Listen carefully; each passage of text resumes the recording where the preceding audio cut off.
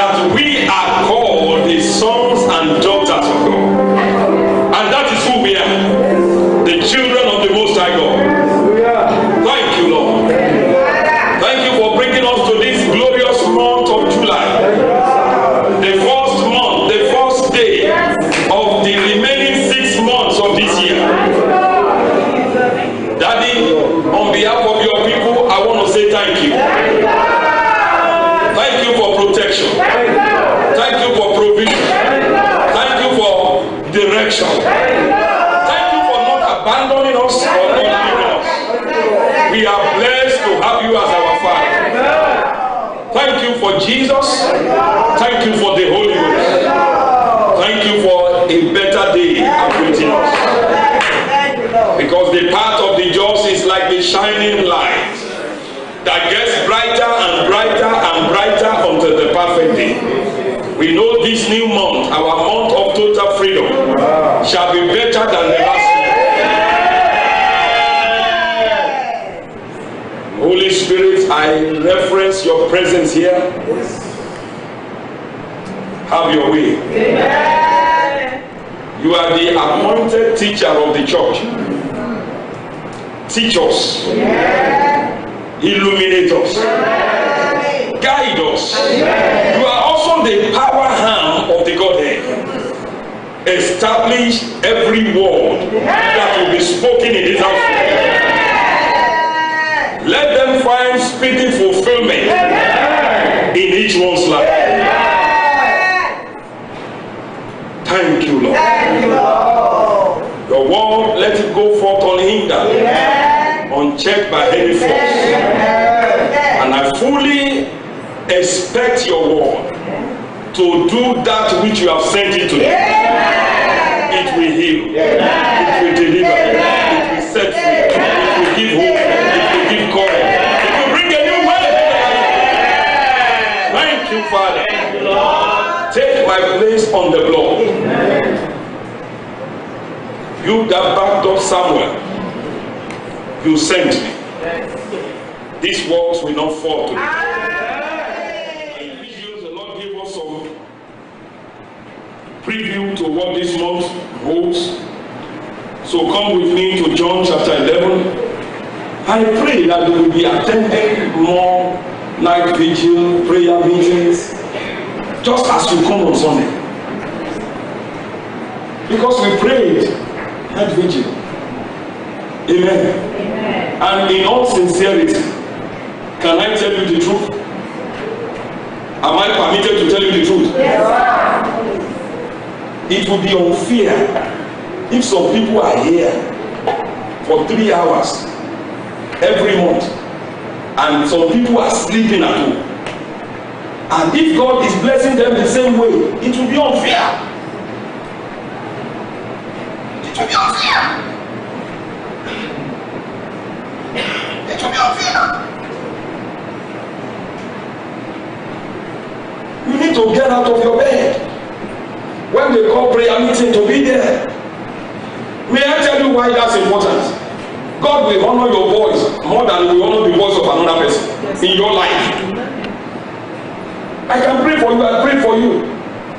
But when you pray for yourself and I join you to pray for you, it works better.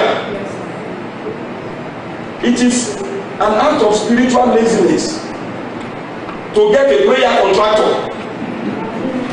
Because they are prayer contractors now, and pay them money to be praying for you. It is spiritual laziness. You don't need to pay anybody for that. You can take your place and call upon your Father too, and he will honor your voice.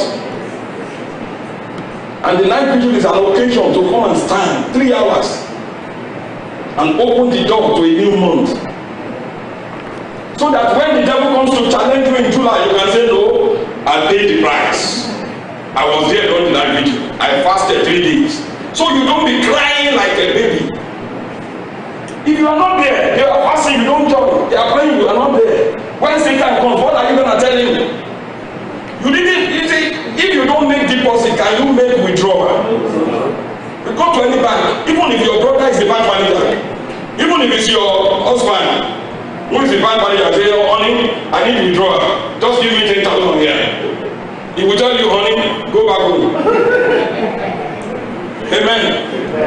If you don't bank in the bank of heaven, let your prayer, you know prayer and sacrifices. The Bible said the angel brought up the seal before God. And this was the prayer of the saints. And they are looking at the prayer. God said, okay, check the prayer bank. Is her home there? He said, no. She was sleeping when they were doing it. God will help us. His mercy will cover this one. No. Next month, you have been warned. Amen. John chapter 11. Do you still love him? Yes, sir. You never have a condition. A doctor will say you have to sleep 8 hours. Amen. 8 hours, only 24 hours in a day. And you sleep 8 hours, that's 1/3 of the day. If you multiply that by, even if you live to be 120 years, look at how many hours you have slept. That's 1/3 of your lifetime wasted sleeping. Do you know CEOs of Fortune 500 companies, they don't sleep 8 hours. They stay awake in the night and map out strategy to expand their company, to swallow another competitor. But it's only the messenger that is sleeping 8 hours. CEOs don't sleep 8 hours. Nobody sleep 8 hours every night and get to the top. It can't be done. May God not give you a condition that will require you sleep 8 hours. 5 hours is okay. The other 3 hours use it to pray and study the word, to bind and loose in the middle of the night. 5 hours is okay. Say to yourself, 5 hours is okay. For me, from now on, 5 hours is okay. Some people even at 8 o'clock in the morning, they are saying, and today is Sunday, hey, it's my rest day. The day of the Lord is your rest day. Christians have become very, very lazy. Muslims pray 5 times a day. They don't miss it. David prays God 7 times a day. He prays 3 times a day. He became a man after God's heart. We are still talking about him today. Many Christians don't even pray a week. They don't pray 1 time a week. Talk less of read the Bible. You have a father you don't talk to a whole week. And when Satan comes, you now run and say, hey Lord, protect me. You say, who are you? Who is that? Who is that stranger? Because you are recognized by your voice in heaven. In heaven, it is voice springs. But if you are always talking to him, but he said there are some people before they call and we answer, because their voices are known in heaven. They talk to him every day. But some, they have to go check the record. Where's that voice coming from? From Canada, Mississauga? Is calling me father, or she's calling me father. Do I know her? Yes, she received Jesus 2 years ago. Hey, that was the last time she was at church. You are returning home. Amen. Amen. Amen. Let's make it a habit. Prayer is easy. It should be like breathing to Christians. You can pray to God anywhere. You can pray to God anyhow. But now you are taking a shower, you can still talk to him. He will hear you. You are cooking in the kitchen, you can talk to him. He will hear you. But make sure you are talking to him. You are appreciating him. He wants to hear your voice. If you have a honey, and even if your honey is not here, you know how much you pay for bell, or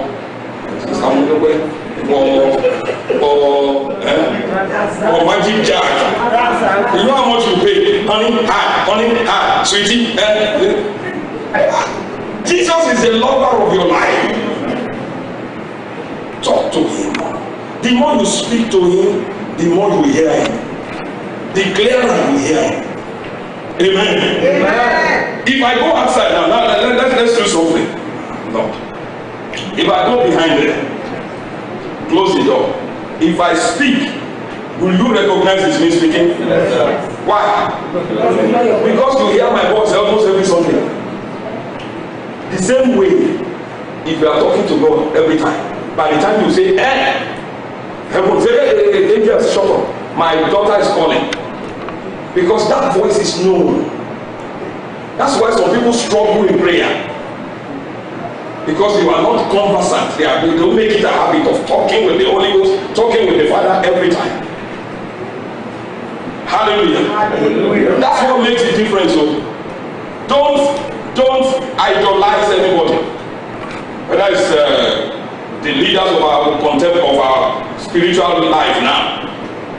What's the difference between you and Pastor Adeboye? Because he talks to God every minute. You talk to God once a month. That's the difference.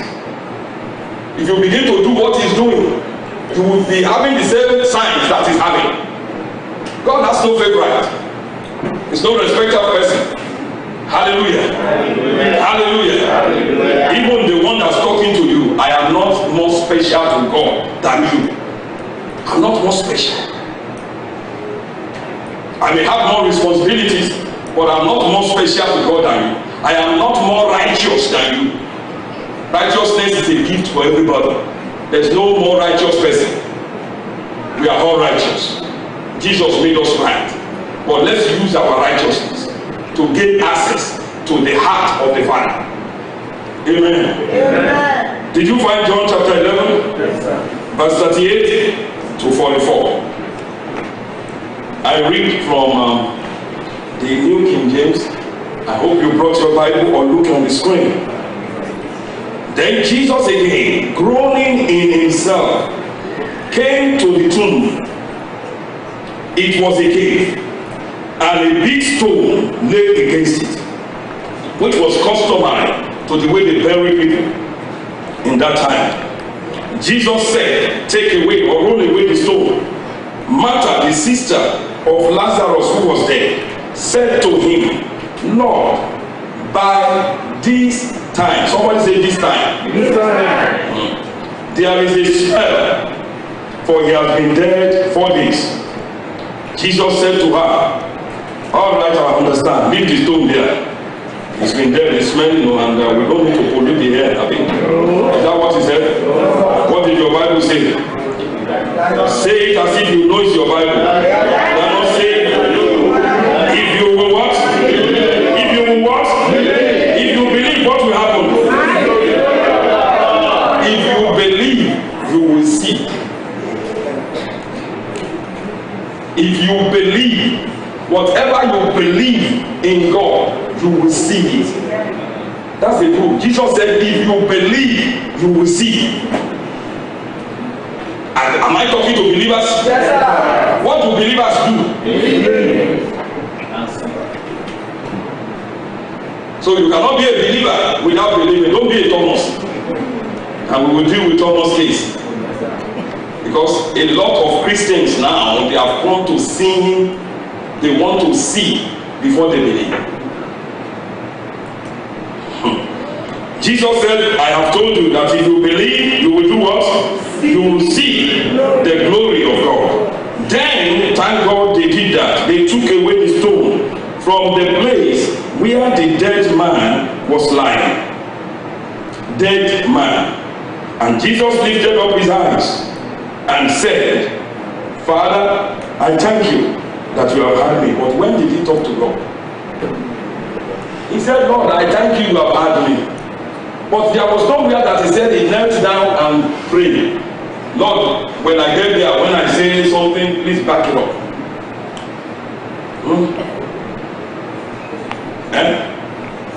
If I may just go ahead of myself, we won't finish this today.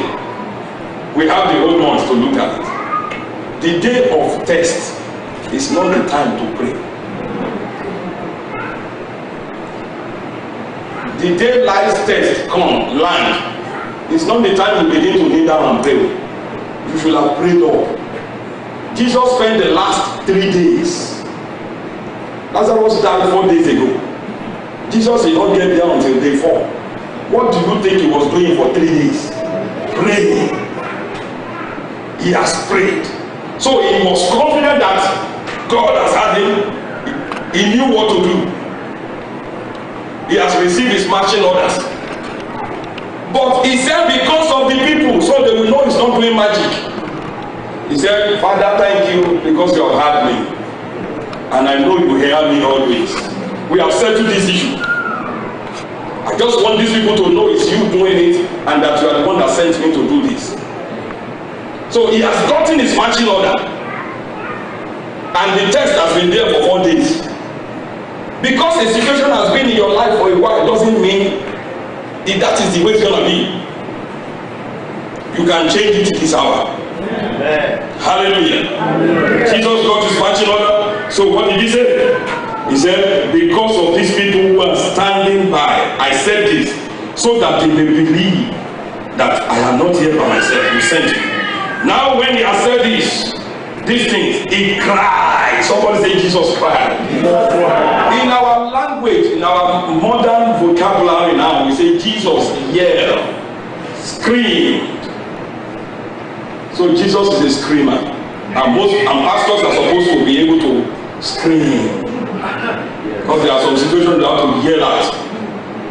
There are some human beings who you have to yell at. To make them sit tight. Jesus cried with a loud voice, Lazarus! See, how many words did he say to the dead man? He has settled it with God. But to address and change a situation, he said 3 words. Because there are some of us who believe until we fill a basket with words in prayer. Father, take the devil, send him to the Sahara, take him, throw him in the garbage, take him from the garbage, put him on the behind him. All those are just gymnastics that the devil doesn't move the devil a bit. You issue command because you have settled things with the Father. He said, Lazarus, come here. With all the faith that he has, he released that word. And brother Lazarus remained dead. No. And he who had died, decomposing body, the organs have failed. Because if the organs didn't fail, nobody is dead. Rigor mortis sets in after 72 hours. That means decomposing. The body is already decomposing. But at the cry of the master, and I see Jesus crying over that situation today. The spirit of Lazarus came back. His organs were recreated. Whatever killed him was thrown out. And he presented himself to the author of life.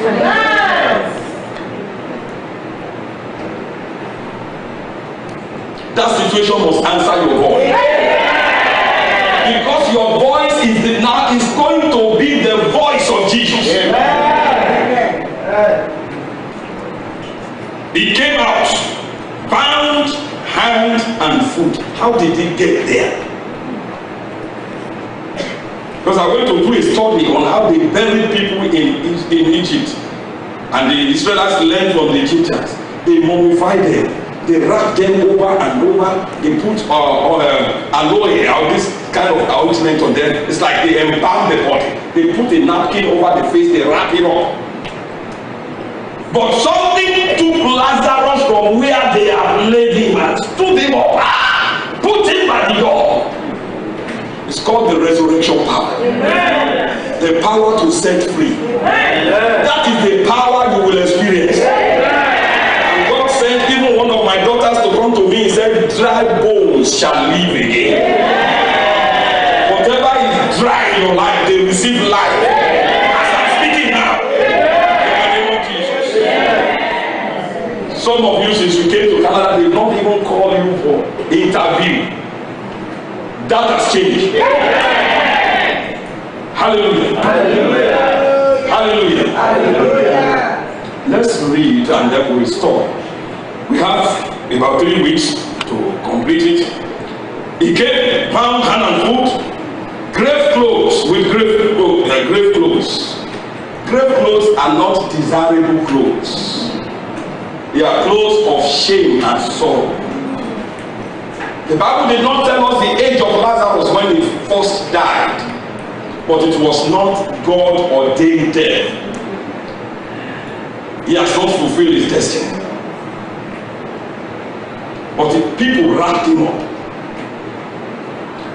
And they covered his face. He couldn't see. How did he know where the mouth of the cave is? Because it is not that they put an handkerchief there. They wrapped it up with a napkin. And when Jesus rose up, and John and Peter, they ran into the cave. The Bible said they saw the clothes they used to wrap him, and the napkin neatly folded and put there. So God is the God of order. He came out of it and left those things there. People still go to Israel today to see the empty cave. Muhammad's burial cave is not empty. Guru Maharaj, we know where his bones are. Confucius, we know where the bones are. Who else is there again? Buddha, we know where Buddha is. We know where Buddha is. But even the pastor said Jesus of Oyinbo. You know, my father, I know where his bones are.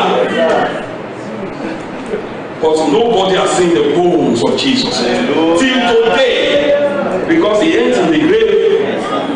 He's seated in majesty, where he lives forever, the right hand of the Father. That is your Lord. That is your blood brother. That is the one that paid the price for you. Hallelujah. Hallelujah. Hallelujah. Hallelujah. I love this Jesus. I love it's me. I love Jesus. Okay. Jesus said to them, lose him. In other words, unwrap him and let him go and fulfill his destiny. That is his word to somebody here. Whatever they have used to wrap you up, they have been unwrapped right now. Helpers of destiny. No. God gave us a revelation. Lazarus couldn't unwrap himself, but he needed human beings. You see, Jesus didn't say angels should lose him. He didn't say angels should move away the stone. He could have said it, but he said, I don't say anything unless the Father says it. And so what was God saying? It is man's responsibility, not God, not angels, to unwrap. And that is one of the purposes of the church. When people come in hands bound, hands and foot, the church is to unwrap them and let them go and fulfill destiny. That means it's your responsibility, it's mine. You are the helper of destiny to somebody's destiny. So that those that are supposed to help your own destiny too may minister to you. Now they always say, if you make somebody's dream happen, somebody will make your own dream happen. But the people that focus on themselves alone, they die alone and they don't fulfill destiny. God has made it in such a way that you will need somebody. You will need somebody. Amen. If Jesus could not fulfill his destiny on earth by himself, he needed a fisherman.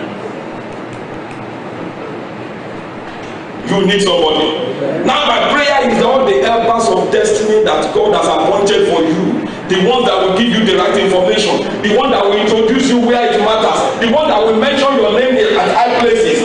They will hear the voice of God and they will do what heaven has appointed them.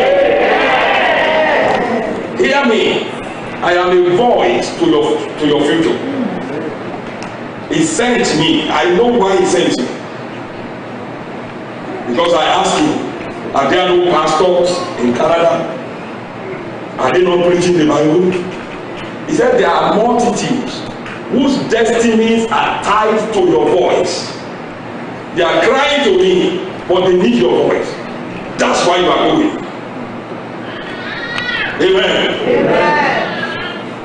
Hallelujah. Hallelujah. Okay, let's see what we can do before we sit down.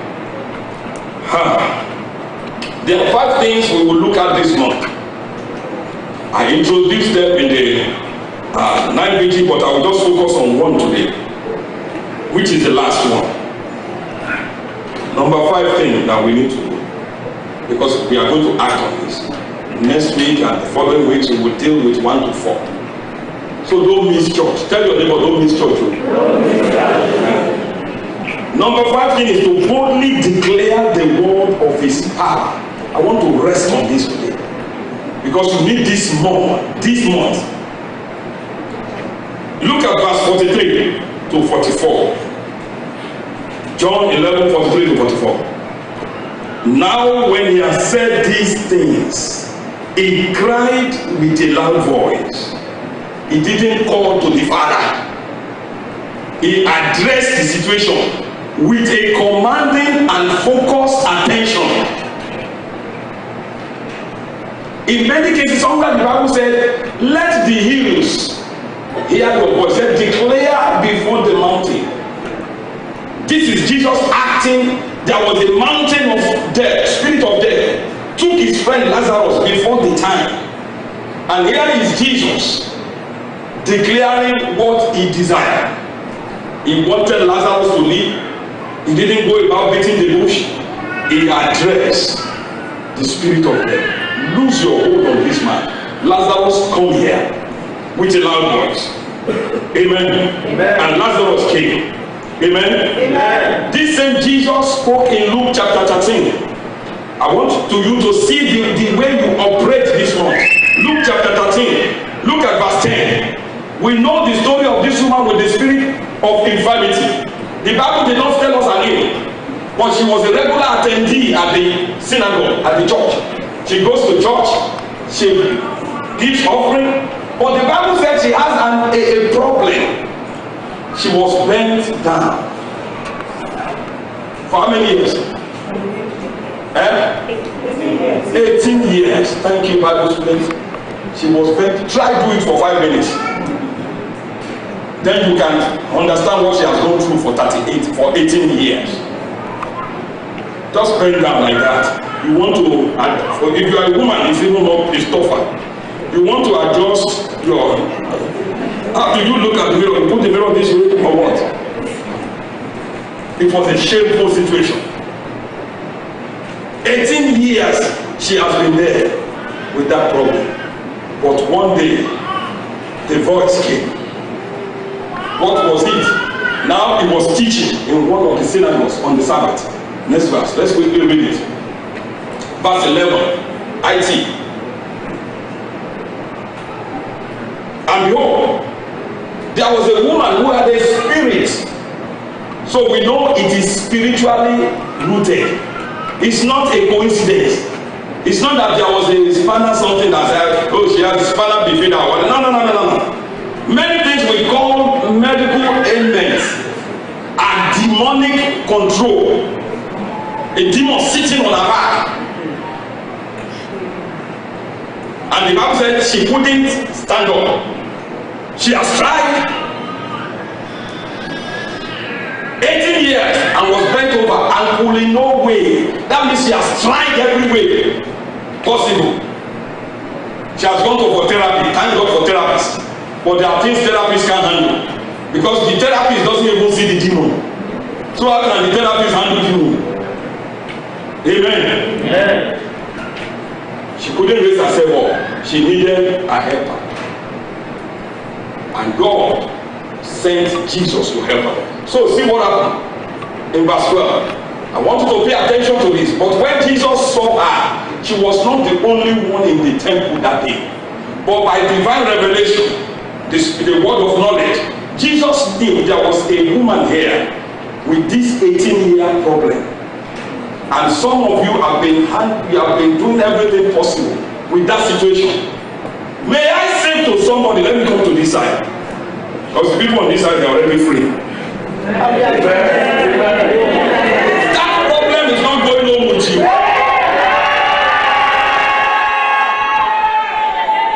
Jesus saw her and said, like he said to the dead body of Lazarus, woman, doesn't even know her name. Woman, you are loose from that thing that has been making you bent over. And what happened? Verse 13. And he laid his hands on her. Hands will be laid on you today. And immediately she was made straight. she glorified. Your situation, I'm not talking of the sickness, your breakthrough, your settlement in this nation, your new job, your new baby will glorify God. Your sound body, peace of mind will glorify God. If I've been sick every day and every week we are praying for pastor, there is no glory for God here. But I could stand in his presence and in your presence as if for the past 20 years I've never slept on a hospital bed. If I go there, it's only to do checkup. You know, when you turn 50, he said you have to be checking everything up. And I told them, okay, be checking everything up. Amen. I won't tell them where to get blood because they don't know. This is special body. Amen. The last time the lady was there, I said, you won't get it there. They said, why? I said, is it not my body? I said, you put it here, it will come. She didn't answer, she didn't believe, she put it there, nothing. And she was moving, I said, be careful, just take it out. I told you already. Let you puncture my body. You know, it's my body, I know myself more than you. I said, put it here, show in the spot. I didn't even tell her I used to be a nurse. Oh, she put it there, say, oh, you get it. For years, I drew blood every morning. At least 6 every morning. So I know where to get blood from in my body. Hallelujah. But I don't drink their blood. For some of you are not drinking blood. Jesus commanded his desire. Please look at what Jesus, the way Jesus, the what I want you to see before you go today is the way Jesus operates. The Bible said it's our example. The woman that was bent over, he addressed the situation. He didn't waste words. The one that was dead, he addressed the situation. Your situation, stop talking about the situation. Address it.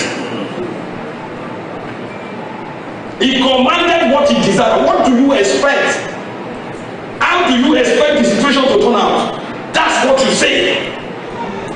Some we have called everybody in Nigeria, everybody in Ghana, everybody in Togo, Botswana, they know. Oh, this is what I'm going through. All they will give you is sympathy.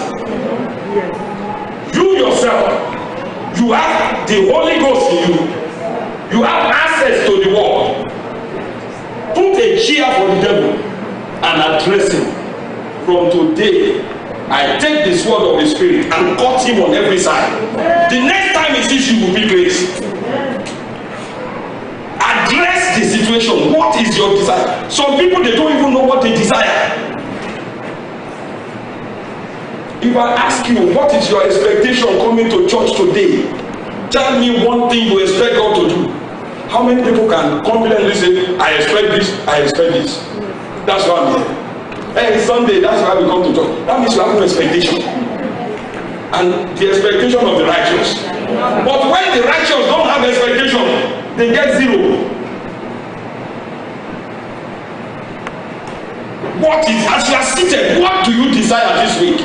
This new month of July, what are your desires? Let your mind stay on your desire. We live in a world-activated system. Everything in the universe responds to words. That is why voices are coming to you every day, every second. Well, that's the voice. Hello, that's the voice. You switch on your radio, voices are coming. Switch on your TV, voices are coming. And it is the word that you choose that reign in your life. Everything responds to words. It's a word activated system. I've told people here how I discovered that in a layman's way. Because I've never been out of my country before. No, I'm not done. It's telling me to.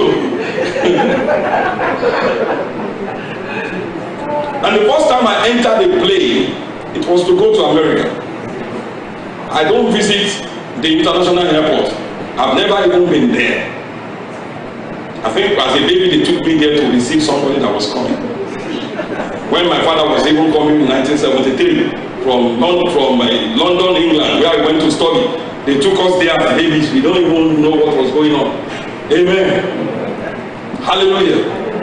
But I landed at Amsterdam, in transit. And I had to go and freshen up in the bathroom. And because it's been a long flight, about 6 hours or so, I don't remember, it's a long time now. I used the bathroom and I was looking for the lever to flush it. I didn't see anything. Somebody broke this thing.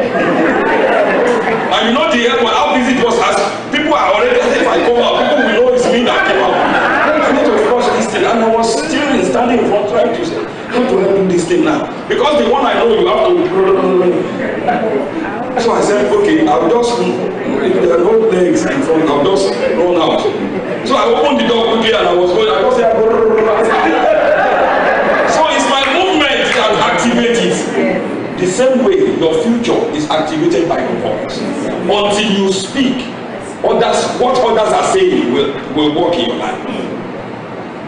But if you don't want what people are saying, the negative things they are saying, to prevail in your life, you have to use your own mouth. That's why God gave everybody mouth. There's nobody that will be born without a mouth. And he said, open your mouth wide and I will fill it. And he said, whatever you say, you will get. It's very important what you are saying about that situation. It may not look good. If you say it doesn't look good, it will remain not good.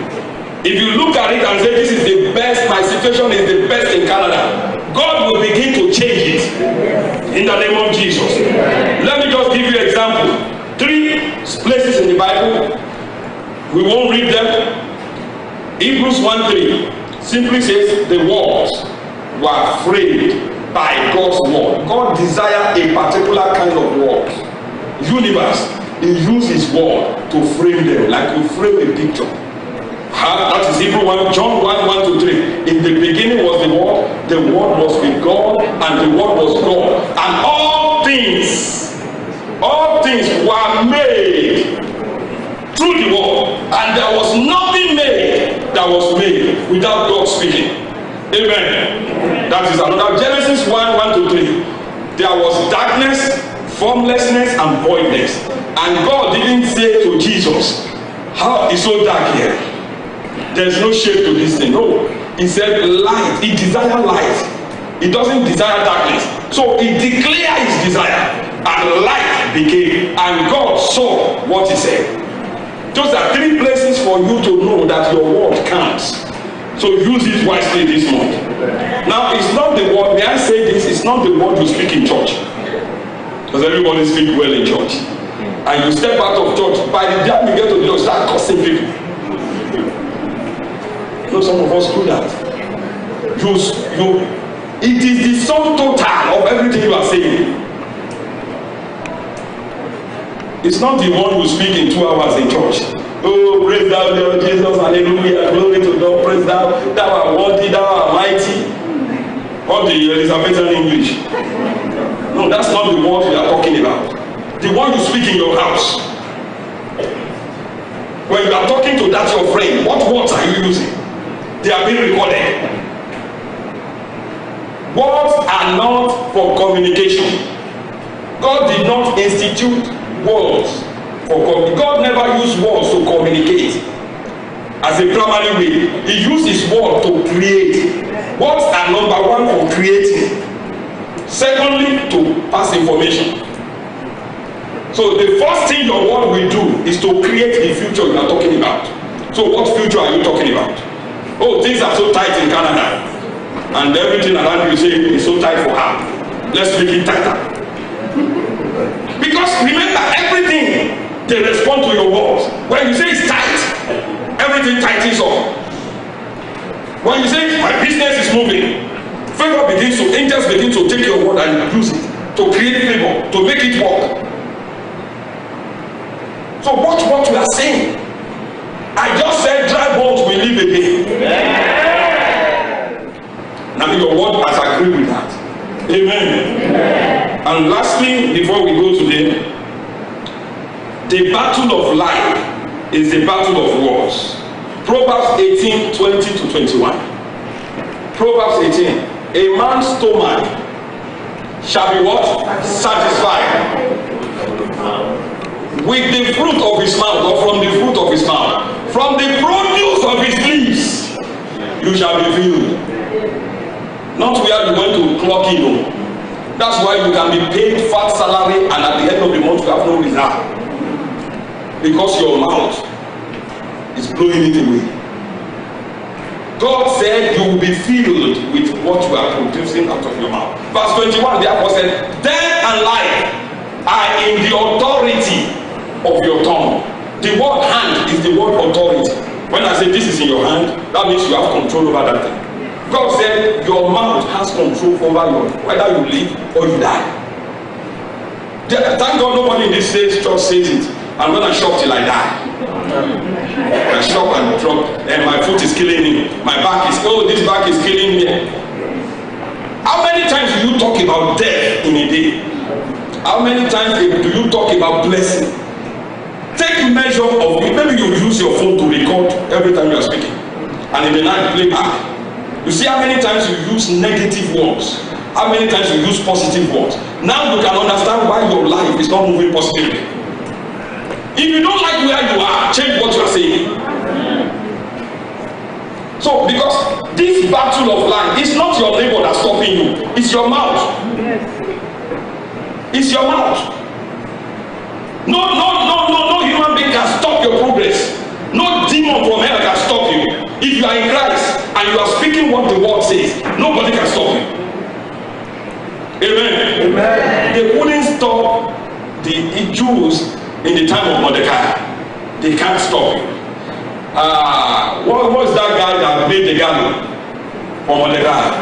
Amen. The gallows he made for Mordecai, he was hanged on it. Because of the power of the right words. Hallelujah. Rise on your feet. Time is spent, but I believe you got something today. Remember this as you go today in your word. Whatever is too big for your mouth to say will be too big for your hand to handle. This kind of house is not for people like you. We will never live in it.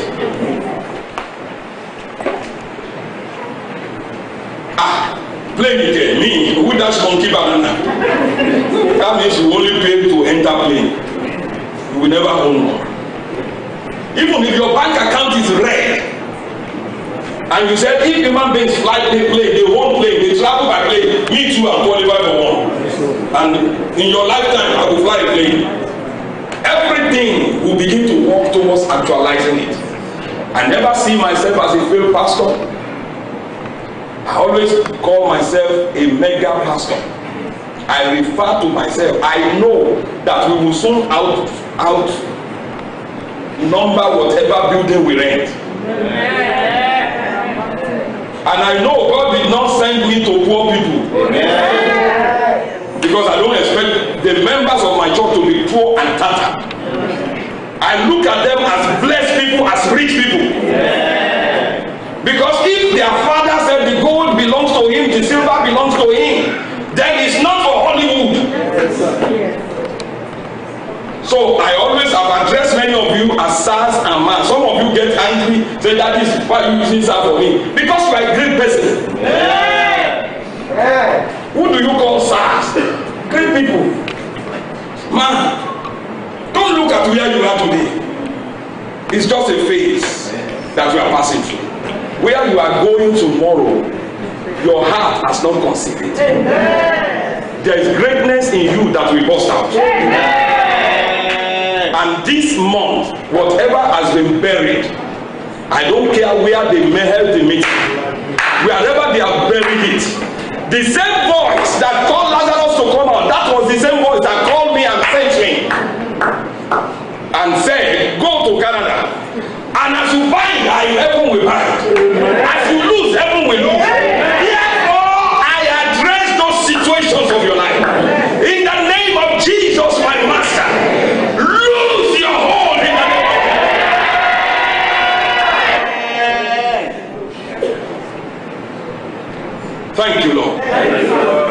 Put an end to every molestation of Satan. He's been hanging around your house trying to manipulate your children, from today I declare your home personal non granta to the devil. I put the mark of the blood of Jesus upon the lintel by faith of your houses. Satan, you are no more permitted. In the name of Jesus. In the name of Jesus. In the name of Jesus. Said if you will believe, you will see. David said, I will have given up if I had not believed to see the goodness of God in the land of the living. You shall see the goodness of God on this side of eternity. Not in the sweet by and by when you get to heaven. You know that song, when we all get to heaven. Right here you will enjoy the best of your life. You might have been a prodigal child, but because you have returned home, you will eat the fattest.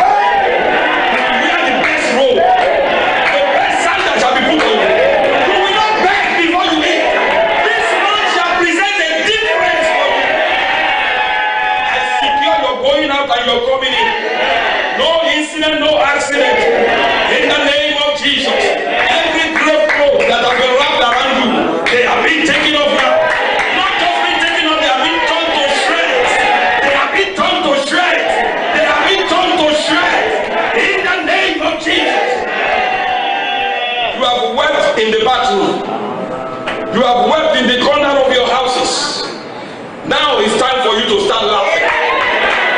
Your time of laughter is now.